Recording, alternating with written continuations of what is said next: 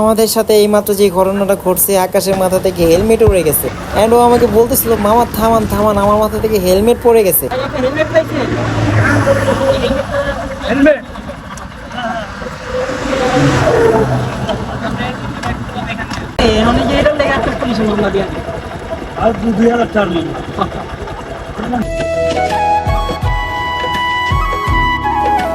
সত্যি কথা বলতে মুন্সিগঞ্জ জেলাটা এত পরিমাণ অপরূপ সৌন্দর্য দিয়ে ভরা, এই জন্য প্রকৃতির এক মিলন মেলা।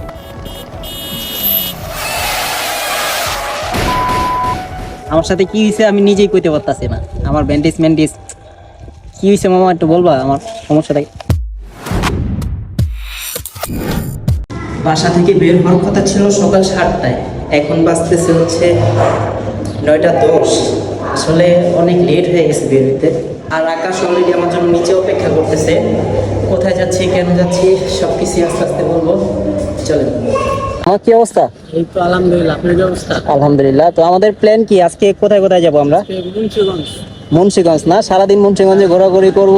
আমরা সময় নষ্ট না করে রওনা হয়ে গেলাম আমাদের গন্তব্যস্থলে। আমাদের গন্তব্যস্থল হচ্ছে মুন্সিগঞ্জ। অ্যান্ড আজকে আমি খুবই এক্সাইটেড, কারণ এভাবে হুটহাট ডিসিশন করে কখনো মুন্সিগঞ্জে যাওয়া হয়নি। আজকে আমি একা যাচ্ছি না, আমার সাথে যাচ্ছে হচ্ছে আকাশ। আর আপনারা যারা আকাশকে চিনেন না, ও হচ্ছে আমার ভাইগনা, আমার ফ্রেন্ডের ভাইগনা, মানে আমারও ভাইগনা। গতকালকে রাতে আমাকে মেসেজ করে বলতেছে, মামা আজকে ফ্রি আছেন কিনা? আমি বললাম হ্যাঁ ফ্রি আছি। বললো যে আজকে নাকি মুন্সিগঞ্জ যাবে। তো যেই কথা সেই কাজ, ওর সাথে রওনা হয়ে গেলাম মুন্সিগঞ্জে যাওয়ার উদ্দেশ্যে। আমাদের বের হওয়ার কথা ছিল সকাল 7টা বাজে, কিন্তু আমরা ঘুম থেকে উঠতে না পারার কারণে এত লেট হয়ে গেছে। নৌকায় বাইক তোলাটা কিন্তু খুবই একটা রিস্কের ব্যাপার। একটু এদিক সেদিক হইলে কিন্তু আপনার বাইক সোজা পানিতে। যদিও এখানকার মাঝিরা খুবই প্রফেশনাল, ওরা খুবই যত্ন সহকারে আপনার বাইকটা পার করে দিবে। আমরা এখন রয়েছি বুড়িগঙ্গা নদীর মাঝে। তো নৌকা দিয়ে হচ্ছে আমরা বাইক পার করতেছি।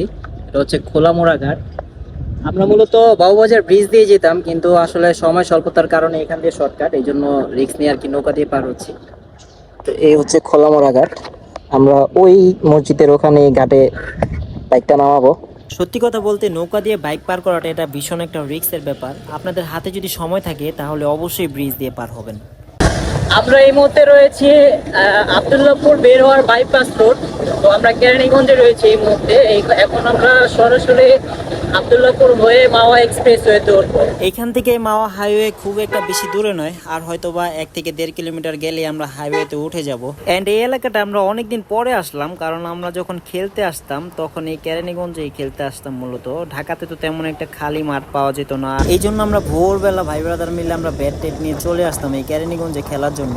এখন এমন একটা সময় চলে আসছে, চাইলেও একটু খেলার জন্য টাইম বের করা যায় না, বা টাইম বের করলেও আমাদের ফ্রেন্ড সার্কেল গুলো সবাই একসাথে হতে পারি না। আসলে সময়ের সাথে সাথে আমরা যতই বেড়ে উঠি, আমাদের জীবন থেকে অনেক কিছু না চাইতেও হারিয়ে যায়। সো এনিওয়েজ, আমরা কিন্তু চলে আসছি মাওয়া এক্সপ্রেসওয়েতে। মাওয়া এক্সপ্রেসওয়ে দিনের বেলা নিরাপদ মনে হলেও রাতের বেলা কিন্তু একেবারেই নিরাপদ নয়, কারণ রাতের বেলা রিসেন্টলি খুবই ডাকাতি হচ্ছে, জায়গায় জায়গায় ডাকাতি হচ্ছে, ছিনতাই হচ্ছে। গত কয়েকদিন আগে 300 ফিটে যে দুর্দর্শ একটা ডাকাতির ঘটনা ঘটলো, আপনারা হয়তো সবাই দেখেছেন। মিক্সার জিসান নামে একটা ছেলে, ও ঢাকা আসছিল ওর বাইক কেনার জন্য, স্বপ্নের বাইকটা কেনার জন্য, এবং মিরপুর থেকে সে তার বাইকটা কিনেও। বাইক কেনার পরে ওনার ফিরতে অনেকটা লেট হয়ে যায়। ও প্রায় রাত 10টা-11টার থেকে রওনা হয় ওর কুমিল্লার উদ্দেশ্যে। উনি ঠিক 300 ফিটে পৌঁছানোর পরে একটা দুর্দর্শ ডাকাতের শিকার হয়, যেটা আপনারা হয়তো বা অনেকেই ভিডিওতে দেখেছেন। ওনার সাথে থাকা একটা নতুন বাইক R15M এবং 14 Pro Max, এগুলো কিন্তু ডাকাতটা নিয়ে চলে যায়। তো আপনাদের উদ্দেশ্যে আমি একটা কথাই বলতে চাই, রাতের বেলা একটু খুবই সাবধানের সাথে রাইড করবেন। সব জায়গায় একা যাওয়াটা একেবারে উচিত নয়। সো এনিওয়েজ, আমাদের সাথে এইমাত্র যে ঘটনাটা ঘটছে, আকাশের মাথা থেকে হেলমেট উড়ে গেছে। অ্যান্ড ও আমাকে বলতেছিল, মামা থামান থামান, আমার মাথা থেকে হেলমেট পড়ে গেছে। বাট আমি বাতাসের জন্য কিছুই শুনতেছিলাম না। তো আমরা গাড়ি ঘুরিয়ে এখন আবার যাচ্ছি হেলমেট আনার জন্য। এইখানটাতে আবার কি করছে, ওর মাথায় যে আমার ক্যাপটা ছিল, সেই ক্যাপটা ও বাতাসে ফালাই দিচ্ছে। এখন যাই গিয়ে দেখি আসলে হেলমেটটা খুবই জরুরি, কারণ এই হেলমেটটা না থাকলে পুলিশে কিন্তু আমাকে ধরে মামলা দিয়ে দিবে। আমি গিয়ে দেখি হেলমেটটা পাই কিনা। এখান থেকে অলরেডি 1 কিলোমিটার পিছনে ফেলে আসছি।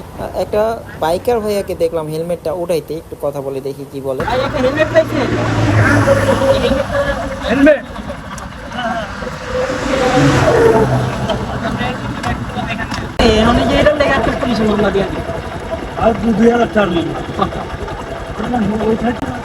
আমরা ওই অনেক দূর গেছিলাম, ভালো করে কিনে দিয়ে দিই। কিন্তু কি এর ভিতরে থাকে। আমরা যদি আর একটা মিনিট লেট করতাম তাহলে কিন্তু আর হেলমেটটা আমরা পেতাম না, কারণ উনি হেলমেটটা কুড়িয়ে পাইছিল রাস্তার পাশে, উনি নিয়ে চলে যেত আমরা বুঝতেও পারতাম না। আর হেলমেটটা আমাদের জন্য খুবই ইম্পর্টেন্ট ছিল। সো ভাইয়াটাকে অনেক থ্যাংক ইউ। ঠিক কোন এরিয়াটাতে আছি সেটা বুঝতে পারতেছি না। আশেপাশে হাতিয়ারতলি, সাইনবোর্ড দেখলাম যে হাতিয়ারতলি, এখন হাতিয়ারতলি এলাকায় আছি আমরা। তো আমরা এই রোড ধরে মূলত যাচ্ছি হচ্ছে মুন্সিগঞ্জ সদরের দিকে। তো চলেন। এই মুহূর্তে মুন্সিগঞ্জের ঠিক কোথায় রয়েছি আমরা বলতে পারছি না, তবে একটা নদী পার হচ্ছি, মোটামুটি ভালোই বড় লোহার ব্রিজ দিয়ে একটা নদী পার হচ্ছি। এই নদীর নামটা যদিও আমি জানি না, আপনারা যদি কেউ এই নদীর নাম জেনে থাকেন তাহলে কমেন্ট সেকশনে বলতে পারেন। এন্ড এই ব্রিজটা সত্যিই খুব অসাধারণ। বিক্রমপুরে কিন্তু এরকম ছোট বড় লোহার অসংখ্য ব্রিজ রয়েছে। এই রাস্তা ধরে আমরা মূলত যাব হচ্ছে কাঠপট্টি ঘাটে, এবং আমরা সামনে গিয়ে জিজ্ঞেস করতে হবে কাউকে, যেহেতু আমরা এর আগে কখনো এই রাস্তা দিয়ে আসি। আসলে আজকে প্রচন্ড রোদ পড়েছে এবং কি এখানে প্রচন্ড জ্যাম, তো জ্যাম ঠেলে ঠেলে আর কি যাচ্ছি। এখান থেকে আমরা ডিসাইড করলাম যে সিপাহীপাড়া থেকে এখন যাব হচ্ছে আমরা মুন্সিগঞ্জ কাঠপট্টি ঘাটের দিকে যাব। চেহারার অবস্থা খুবই বাজে। আমরা এখন রয়েছি হচ্ছে কাঠপট্টি ঘাটে। এটা খুব সম্ভবত এটা নতুন ঘাট, এন্ড পুরান ঘাটটা যেটা সেটা হচ্ছে ওই পাশে। আর এখান থেকে কিন্তু মুক্তাপুরের ব্রিজটা দেখা যাচ্ছে, ওই যে মুক্তাপুরের ব্রিজ। আপনারা যারা লঞ্চে জার্নি করে থাকেন তারা এই নদীটা খুব ভালোভাবে চিনে থাকবেন, কারণ ঢাকার সাথে দক্ষিণবঙ্গের একমাত্র জলপথ হচ্ছে এই নদী। ঢাকা থেকে দক্ষিণবঙ্গের যতগুলো লঞ্চ ছাড়ে, চাঁদপুর, ভোলা, বরিশাল এবং দক্ষিণবঙ্গের বিভিন্ন জেলায় যে লঞ্চগুলো যাতায়াত করে থাকে, এর সবগুলো লঞ্চই কিন্তু একমাত্র এই রুট হয়ে যেতে হয়। এই মুহূর্তে রয়েছে মুন্সিয়ারি বাজারে। এটা বিক্রমপুরের ভিতরে খুবই অন্যতম একটা বাজার, এবং মুন্সিগঞ্জের ভিতরে আমার মনে হয় সবচেয়ে বৃহৎ বাজারই এটা। তো এই বাজারটা কি ঘুরে দেখতেছি আমরা, চলে। মামা কি অবস্থা? ভালো আছেন? খুবই ভালো। তো কেমন লাগতেছে তোমার ঘুরতে এসে? অবশ্যই ভালো লাগতেছে। মুন্সিয়াটি বাজারে আমরা কিছুক্ষণ ঘোরাঘুরি করে এখানে চা খাওয়ার পরে এখন আমরা বের হয়ে যাব। এখন আমাদের ডেস্টিনেশন হচ্ছে অচেনা এক জায়গায়। আমরা জানি না আজকে ঘুরে কতটুকু কভার করতে পারবো। আসলে মুন্সিগঞ্জ হচ্ছে আমার ধারণার চেয়েও অনেক বড়। আমি ভাবিনি যে মুন্সিগঞ্জ এত বড় হবে। সত্যি কথা বলতে মুন্সিগঞ্জ জেলাটা এত পরিমাণ অপরূপ সৌন্দর্য দিয়ে ভরা, এই জন্য প্রকৃতির এক মিলন মেলা। আমরা মুন্সিগঞ্জে যত গভীরে ঢুকতেছি আমরা ততই অবাক হচ্ছি এর সৌন্দর্য দেখে। এই জেলা সবচেয়ে বিখ্যাত হচ্ছে আলুর জন্য, এটাকে আলুর দেশও বলা হয়। এখানে সবচেয়ে বেশি আলু উৎপাদন হয়ে থাকে মুন্সিগঞ্জ সদর, টঙ্গিবাড়ি এবং সিরাজদিখান উপজেলায় আলু আবাদ বেশি হয়ে থাকে। এখানকার আলু দেশের অর্থনীতিতে গুরুত্বপূর্ণ ভূমিকা রাখে। সকাল থেকে এখন অব্দি প্রায় 250 কিলোমিটার ঘুরে ফেলছি আমরা। আসলে মুন্সিগঞ্জটা একদিনে কভার করাটা খুবই ডিফিকাল্ট, তারপরে দেখি কতটুকু যাওয়া যায়।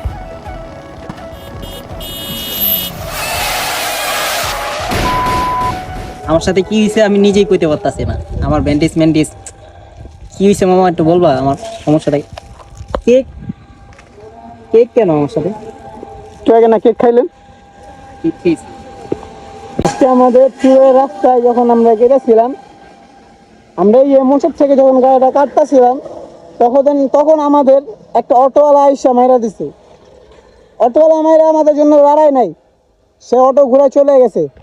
এই আমাদের গাড়ির কন্ডিশন। আমাদের সাথে যে ঘটনাটা ঘটে সেটা হচ্ছে আমি বাইক রাইড করতেছিলাম, তো সামনে একটা মোচড় ছিল। মোচড় থেকে যখন ঘুরে একটা অটো আসতেছিল অপোজিট থেকে, আমি কিছু বুঝে ওঠার আগেই আমাদের গাড়িতে সজোরে হিট করে, এবং ওর তেমন কিছুই হয় নাই। ও কি করে আমাদেরকে হিট করে ও চলে যায়। এন্ড আমি উপরে যে হচ্ছে রাস্তার উপরে, আমার উপরে আকাশ পড়ে এন্ড বাইকটা পড়ে আরেক পাশে। ভাগ্যক্রমে আকাশের তেমন কিছুই হয় নাই, হালকা পাতলা একটু পায়ে ব্যথা পাইছিল, তবে আমার মোটামুটি ভালোই ড্যামেজ হয়েছিল। আমার অবস্থা এরকম ছিল যে আমার ঠিক মতো সেন্সই কাজ করতেছিল না, আমি কোনো নড়াচড়াও করতেছিলাম না। তখন এলাকার লোকজন এসে আমাকে হসপিটালে নিয়ে যায়, আকাশও সাথে আসে। তো আমাকে ট্রিটমেন্ট দেওয়ার পরে আমার সেন্স তখনও কাজ করতেছিল না, মাথায় সজোরে আঘাত খাওয়ার কারণে আমার ব্রেন ঠিকঠাক মতো কাজ করতেছিল না। তখন পরিস্থিতি বুঝতে পেরে আকাশ ঢাকাতে আমার ফ্রেন্ডকে কল দেয়, তারপর ওর কিছু ফ্রেন্ডকে কল দেয়। তো ওরা ঢাকা থেকে আস্তে আস্তে অলমোস্ট 1-1.5 ঘন্টা লেগে যায়। তখনই ওই সময়টাতে আমি একটা জায়গাতে রেস্ট করি, এবং একটা পর্যায়ে ওখানে রেস্ট করতে করতে ওরা আসে, আমার বন্ধুরা এসে আমাকে উদ্ধার করে ঢাকাতে নিয়ে আসে। তো আমার যখন সেন্স আসে তখন হচ্ছে আমি নিজেকে আবিষ্কার করতে পারি আমি একটা সিএনজির ভিতরে, এবং সিএনজিটা তখন ঢাকা মাওয়া এক্সপ্রেসওয়েতে ছিল, ঢাকা থেকে ব্যাক করতেছিলাম। তো ডান পাশে দেখলাম যে আমার ফ্রেন্ড আলামিন, আর বাম পাশে ছিল হচ্ছে আকাশ। তো ওদেরকে আমি জিজ্ঞেস করতেছি, মামা আমার কি হয়েছে, আমার মাথায় ব্যান্ডেজ কেন? তখন ওরা বলতেছে যে মামা আপনি তো অ্যাক্সিডেন্ট করছেন। অ্যাকচুয়ালি ওই দিনটা ছিল শনিবার আসলে সারাদিন আমি কি কি করছি, কোথায় কোথায় গিয়েছিলাম, এর সব কিছুই আমি ভুলে যাই এবং আমার টোটালি ওই দিনের মেমোরি লস হয়ে যায়। এন্ড আমার বিশ্বাসই হচ্ছিল না যে আমি যে বাইক অ্যাক্সিডেন্ট করছি। আমি ওদের সাথে বলতেছিলাম যে কি বলো, আমার সাথে মজা নিচ্ছ তোমরা, মানে আমার কোনোভাবে বিশ্বাস হচ্ছিল না। তবে ওই দিনের সারাদিনের মেমোরি কিন্তু আমার ব্রেন থেকে লস হয়ে যায়। এন্ড পরবর্তীতে আমি বাসায় আসার পরে আমি ভিডিও দেখে দেখে আসলে একটু একটু মনে করতে পারি যে আসলে আমরা সারাদিন কোথায় কোথায় গিয়েছিলাম, আমাদের সাথে কি কি ঘটেছিল। যেই মুহূর্তে আমরা অ্যাক্সিডেন্টটা করি সেই মুহূর্তে আমাদের ক্যামেরার রেকর্ডটা অফ ছিল। এন্ড একটা খারাপ দিক হচ্ছে হেলমেটটা ছিল আমাদের হাতে যদি হেলমেটটা না থেকে মাথায় থাকতো তাহলে হয়তো বা একটু ক্ষয়ক্ষতি এড়ানো যেত। তারপর আলহামদুলিল্লাহ আল্লাহ তাআলা অল্পতে সারাই দিয়েছেন। এন্ড আমার জন্য একটু দোয়া রাখবেন। এন্ড আপনাদের উদ্দেশ্যে আমি একটা কথাই বলতে চাই, রাইড করলে প্লিজ হেলমেটটা মাথায় পরে নিন, কারণ বিপদ কখনো কই বলে আসে না।